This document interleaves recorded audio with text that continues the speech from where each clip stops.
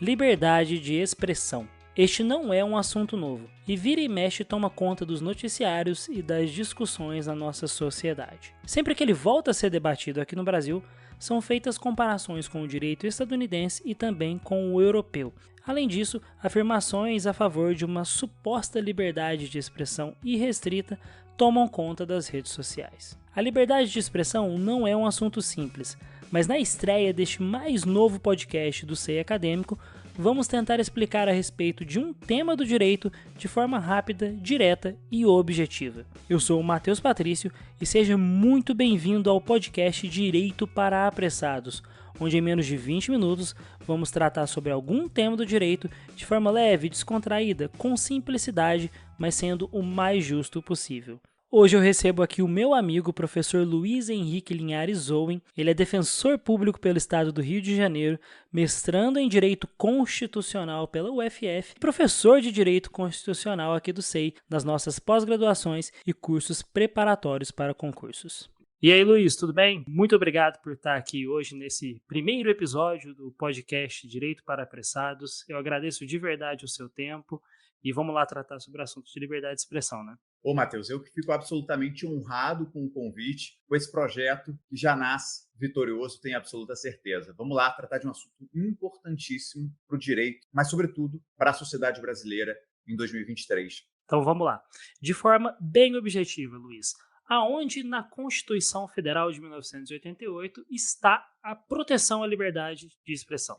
Olha, de forma bem objetiva, você me pegou, Matheus, porque eu estava lembrando que na Constituição de 1824, a nossa primeira Constituição Imperial, já havia previsão da liberdade de expressão enquanto direito fundamental. Mas falo com tranquilidade que a liberdade de expressão só foi substancialmente protegida com a nossa Constituição Cidadã de 1988. E a liberdade de expressão se espalha por todo o texto constitucional. Ela está prevista, sim, no artigo 5º, inciso 4º, artigo 5º, inciso 9º, mas está em outros tantos dispositivos. A gente esquece, por exemplo, lá daquela parte final da Constituição, em que, quando trata da comunicação social, o artigo 220, parágrafos, também trata da liberdade de expressão. O artigo 220, parágrafo 2º, por exemplo, dispõe que é vedada toda e qualquer censura de natureza política, ideológica e artística. Um artigo de tamanha potência que é muito esquecido pelos estudantes e pelos operadores do direito. E é bom lembrar que a liberdade de expressão é um gênero, tem várias espécies. Liberdade de expressão religiosa por meio do proselitismo é liberdade de expressão, liberdade de imprensa, liberdade artística, liberdade de cátedra. É essa a dimensão do direito à liberdade de expressão. Mas a gente também não pode esquecer que, além da Constituição, os tratados internacionais consagram esse direito humano fundamental de forma muito forte. Destaco aqui o artigo 13 da Convenção Americana sobre Direitos Humanos, que protege de forma muito intensa a liberdade de expressão, mas também traz algumas restrições que a gente pode falar já, Matheus. Legal. Liberdade de expressão ela não é um direito absoluto. Na verdade, nenhum direito ele é absoluto. Mas por que especificamente ela deve ser objeto de estudo? E qual é a linha que divide, por exemplo, a liberdade de expressão de um crime? Essa pergunta é maravilhosa porque na minha prova oral me foi perguntado: a liberdade de expressão é um direito absoluto? Já adianto que não. Uma das principais características dos direitos fundamentais é a relatividade. Isso significa que nenhum direito é absoluto e pode ser eventualmente restringido quando em colisão, num caso concreto, com outro direito de igual estatura. Há quem mencione duas exceções que são duas exceções importantes. O direito de não ser escravizado e o direito de não ser torturado seriam dois direitos absolutos que não admitem ponderação, não admitem flexibilização como um valor inegociável dentro de uma sociedade humanista. Mas, de fato, em regra, nenhum direito é absoluto, tampouco a liberdade de expressão. Ela não é absoluta, mas ela tem uma preferência condicionada. A sua proteção é mais forte que a proteção de outros direitos fundamentais. E há um ônus maior argumentativo de quem pretende restringi-la. Ainda assim, essa restrição é possível. E para a gente começar a pensar as balizas das possibilidades de restrição da liberdade de expressão, eu costumo trazer dois argumentos ou dois pressupostos, Matheus. O pressuposto humanista e o pressuposto democrático. A liberdade de expressão é um dos direitos fundamentais mais importantes para o desenvolvimento do ser humano. do indivíduo. É por meio do exercício de atos comunicativos, é por meio do agir comunicativo que eu expresso para o mundo quem eu sou. As pessoas sabem quem é o Luiz Henrique porque elas estão me ouvindo aqui agora e elas conseguem me identificar não apenas pela minha estética, mas pelo quem eu expresso ser. Mas eu só sou quem eu sou porque eu tenho contato com atos comunicativos, com a liberdade de expressão de outros indivíduos e de toda a coletividade. Constantemente ressignifica o meu eu. Filosofei, né? Mas esse é o pressuposto humanista. Além disso, nós temos o pressuposto democrático. Não há democracia sem liberdade de expressão. É somente por meio do exercício de atos comunicativos que o indivíduo, por exemplo, exerce direitos políticos. Direito de votar, de ser votado, de convencer o outro de que o seu candidato é melhor, de criticar o governo, de exercer oposição. A liberdade de expressão é um direito, mas ela tem forte carga instrumental, porque ela é pressuposto para outros direitos e outros valores fundamentais. Logo, trago uma proposta de baliza. A liberdade de expressão não será protegida quando utilizada para atentar contra um núcleo intransponível de dignidade do ser humano ou contra as bases do Estado democrático de direito. É possível afirmar que a Constituição consagra em verdade um binômio, liberdade com responsabilidade. E com isso nós nos aproximamos mais de um modelo europeu e menos de um modelo estadunidense. Nos Estados Unidos, a liberdade de expressão é quase absoluta. Só não se admite as denominadas fighting words, quando há um comando imediato de violência. Salvo isso, é possível ser supremacista branco nos Estados Unidos sem ser criminalizado. Isso não é admitido no Brasil, porque só é protegida a liberdade de expressão se utilizada de forma responsável. Não admitimos no ordenamento jurídico brasileiro o discurso de ódio, tampouco o que nós chamamos hoje de fake news. Bom, trazendo esse assunto, você comentou dos Estados Unidos. Sempre quando a liberdade de expressão está em voga, surge também o seu contraponto, censura. Legal a gente fazer uma diferença aqui, então, do que é censura e o que é consequência jurídica de se expressar. Censura, nunca mais. Ou, como disse a ministra Carmen Lúcia, cala a boca, já morreu. Do cala a boca já morreu, quem manda na minha boca sou eu. O tempo ensinou-me que era só uma musiquinha, mas é não uma realidade. Tentar calar o outro é uma constante, mas na vida aprendi que quem por direito não é senhor do seu dizer, não se pode dizer senhor de qualquer direito. Isso não significa que numa democracia não haja possibilidade de restrição da liberdade de expressão. Do ponto de vista dogmático, eu costumo afirmar o seguinte: a intervenção sobre o direito fundamental é um gênero que abarca duas principais espécies: a restrição e a violação. A intervenção restritiva é uma intervenção legítima sobre aquele direito fundamental e, portanto, compatível com a ordem jurídica. Já a violação seria uma intervenção ilegítima porque inconstitucional. A censura é uma violação porque implica numa intervenção ilegítima, inconstitucional e desproporcional sobre a liberdade de expressão. Isso não significa que toda intervenção seja caracterizada como censura. E um dos principais critérios, além do próprio texto da Constituição, é a proporcionalidade. É sim possível restringir direitos fundamentais, inclusive a liberdade de expressão, em casos concretos, realizando um balanceamento racional e razoável entre os interesses, entre os valores, entre os princípios, entre os direitos em rota de colisão naquele caso concreto. Portanto, se se identificar que outro direito fundamental deve prevalecer em detrimento da liberdade de expressão, estaremos diante de uma intervenção restritiva e não de uma violação, logo não estaremos diante de uma censura. Imagina, Matheus, que eu vou à delegacia e atribuo a você determinada conduta criminosa. Esse fato é um fato típico criminoso e não protegido pelas normas que consagram a liberdade de expressão. Você mencionou a ministra Carmen Lúcia e também mais cedo mencionou questões envolvendo fake news. O que os tribunais superiores, então, entendem sobre o assunto, principalmente em contexto de redes sociais, fake news e eleições? Os tribunais superiores no Brasil são bem deferentes à liberdade de expressão, diferentemente do que se fala por aí. Eu vou trazer um caso que é emblemático, que é o caso Gerald Thomas, que o STF julgou em 2004. Gerald Thomas, diretor de teatro, lançou uma peça e foi vaiado ao final dessa peça.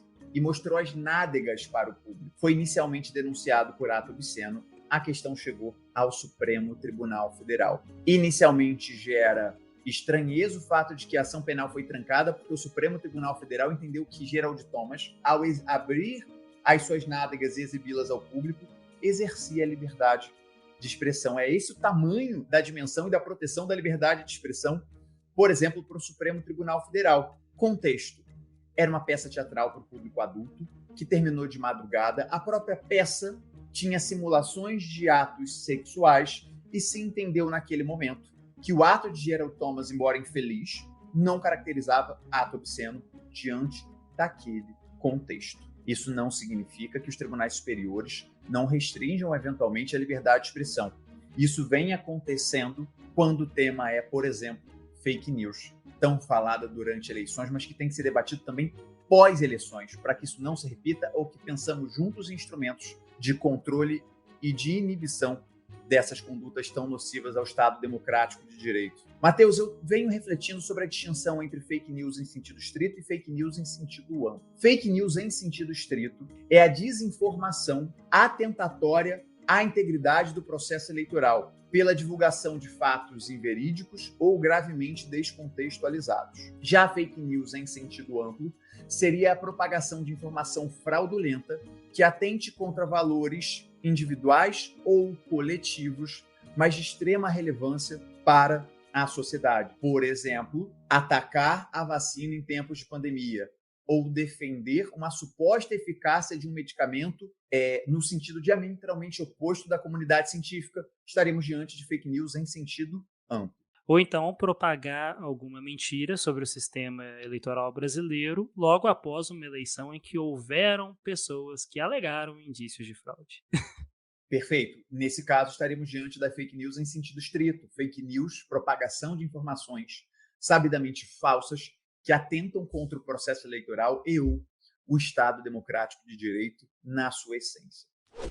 A primeira é a manipulação, como no caso em concreto que estamos analisando. A manipulação de algumas premissas verdadeiras. Então se fala, como aqui, por exemplo, escândalo dos bingos, dólares na cueca, máfia dos sanguessugas.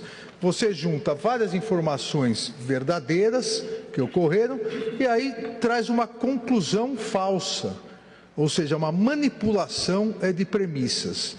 E a segunda modalidade nova de desinformação, e isso também nós temos aqui no Tribunal Superior Eleitoral de ficar muito atentos, é a utilização de mídias tradicionais para se plantar fake news a partir de determinadas mídias tradicionais que supostamente estariam fazendo uma matéria jornalística e estão divulgando fake news, notícias fraudulentas, e a partir disso as campanhas replicam essas fake news dizendo, não, mas isso é uma notícia que saiu. Às vésperas do segundo turno das eleições presidenciais de 2022, o TSE editou a resolução 23.714, trazendo alguns instrumentos no âmbito do Tribunal Superior Eleitoral para coibir as fake news durante as eleições. Por exemplo, a possibilidade de suspensão de perfis em redes sociais, a aplicação de multas e por aí vai. Essa resolução foi questionada perante o Supremo Tribunal Federal pela PGR na ADI 7.261 e o plenário do Supremo Tribunal Federal, vencidos os ministros Nunes Marques e André Mendonça, reconheceram a constitucionalidade dessa resolução. Num voto primoroso do ministro Edson Fachin, são desenvolvidos os malefícios das fake news para as sociedades democráticas contemporâneas. Determinar a remoção de um conteúdo sabidamente falso que abala de forma intensa o processo eleitoral não é censura, é restrição.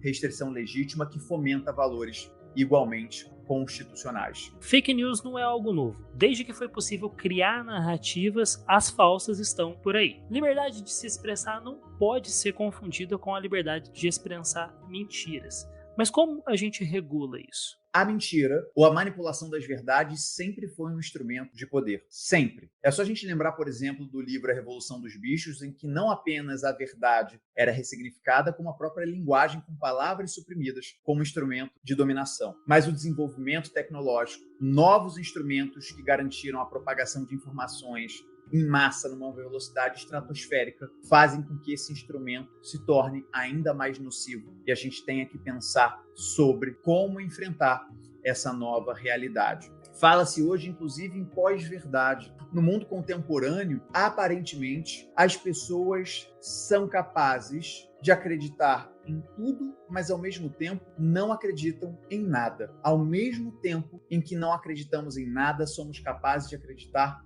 em absolutamente tudo. E a fluidez da verdade abala o tecido social e a democracia liberal nos moldes que nós conhecemos. É claro que uma maior parte das mentiras é um indiferente jurídico. Se um namorado mente para a namorada ou vice-versa, a princípio isso é um indiferente jurídico. Algumas mentiras são relevantes para o direito. O Código Penal, por exemplo, tipifica no artigo 342 o crime de falso testemunho.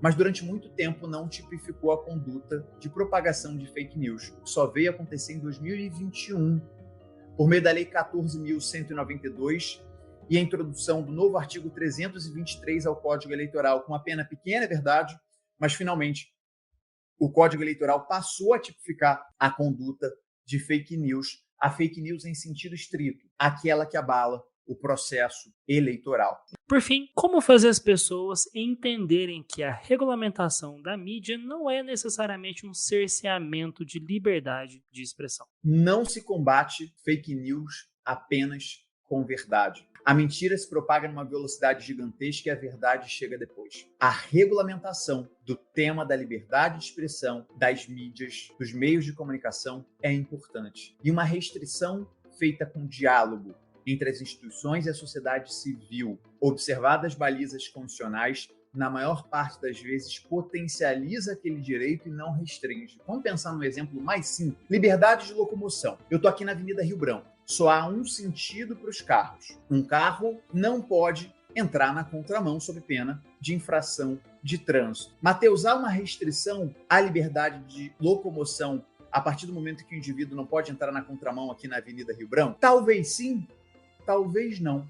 Se não houvesse regras de trânsito, a liberdade de locomoção nas grandes cidades, nos grandes centros urbanos, talvez se tornasse inviável. A regulamentação permite que nós possamos circular em grandes cidades como São Paulo e Rio de Janeiro. Se não houvesse regra de trânsito, a gente não conseguiria andar na rua. Perceba, portanto, que uma aparente restrição em verdade se torna pressuposto para um exercício legítimo da liberdade de locomoção. E o mesmo vale para a liberdade de expressão. Qual é o regime? Qual é o marco regulatório? Como deve ser? Eu não sei, eu imagino que nenhum de nós saiba. Mas o que a gente precisa é debater sem dogmas. Na linguagem liberal, quando há uma falha no mercado, em regra, há necessidade de intervenção de regulamentação. Quando a gente fala de fake news, estamos falando de uma falha de mercado que merece regulamentação. A liberdade de expressão não é absoluta. Ela deve ser exercida com responsabilidade. E a sua regulamentação permitirá que todos exerçam de forma responsável a liberdade de expressão e que todos tenham acesso a informações confiáveis, verídicas e não atentatórias ao Estado democrático de direito e aos direitos fundamentais individuais ou coletivos. O ministro Alexandre de Moraes vem utilizando a seguinte passagem, a passagem que deve servir como norte para que a gente possa avançar no marco regulatório da temática. O ministro Alexandre de Moraes diz o seguinte: a Constituição Federal consagra o binômio liberdade e responsabilidade, não permitindo de maneira irresponsável a efetivação de abuso no exercício de um direito constitucionalmente consagrado, não permitindo a utilização da liberdade de expressão como escudo protetivo para a prática de discursos de ódio, antidemocráticos, ameaças, agressões, infrações penais e toda sorte de atividades ilícitas. Liberdade de expressão não é liberdade de agressão. Liberdade de expressão não é liberdade de destruição da democracia, das instituições e da dignidade e honra alheias. Liberdade de expressão não é liberdade de propagação de discursos mentirosos, agressivos, de ódio e preconceituosos. São essas as lentes que nós devemos enfrentar a matéria das fake news enquanto sociedade que se pretende democrática. Excelente, professor. Agradeço muito a sua presença hoje, agradeço as sábias palavras, agradeço o fato de você ter separado um tempo do seu trabalho corrido aí para poder participar desse primeiro episódio do nosso podcast. Muito obrigado. Matheus, eu que agradeço o convite e agradeço a nossa audiência tão qualificada por nos ouvir até agora. Um grande abraço. Muito obrigado a você também que acompanhou esse episódio até o final. Agradeço você ter ficado aqui e ouvido a mim e ao professor Luiz. Acompanhe esse episódio, então, não somente aqui no Spotify, mas também no YouTube. Nós vamos subir lá no canal do CEI Acadêmico. Não deixe de compartilhar com o seu amigo ou a sua amiga que queira entender mais sobre o assunto. Um grande abraço e até a próxima.